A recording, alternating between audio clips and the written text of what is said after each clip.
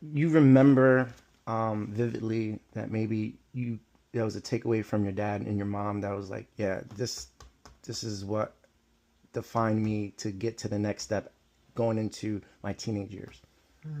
Anything that defined me, not so much with my dad. I'll say this is that because of the situation that happened with my father, I didn't really get to know him as the successful person he is. But one of the things that always sticks out, and it's so good to have a father, is that so the people that were older than me, my uncles and my cousins and some of my my family friends, they always spoke very highly of my father. They always spoke in terms of how brilliant he was, how intelligent he was, and so just hearing that, knowing that that's where I came from. Although, and the fascinating part about it is that that's not the man that I got to know, just because like I was so young. But hearing people talk about my father in such acclaim, with such respect, with such reverence, right? In terms of, again, the word brilliant came up over and over and over when describing him. It really, again, it set the floor for me. Like I said, yo, listen, I know I'm not maybe the smartest, but it's running through me somewhere, So that's what I'd say is that. And again, that doesn't maybe answer your question directly because my situation with him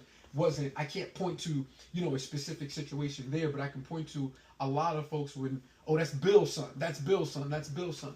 I think in terms of my in terms of my mom, what I'd say, and I'm sure she may not want me to share some of these crazy stories, but just she was no nonsense, right? Like she was no nonsense, and she set a standard and an expectation for who we are. She will always say, because we'd be like, yo, such and such could do that, and she was like, I'm not such and such mom. Such and such ain't my son. And so I think that's so incredibly important when raising a child.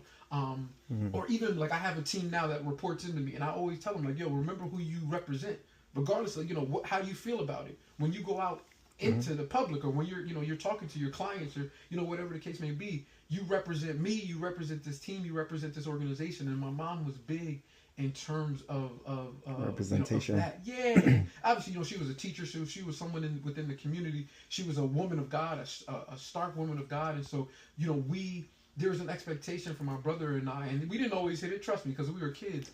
But she did a great job of explaining it to us, to the point where after a while we saw it as a privilege, as an honor, as opposed to a hindrance.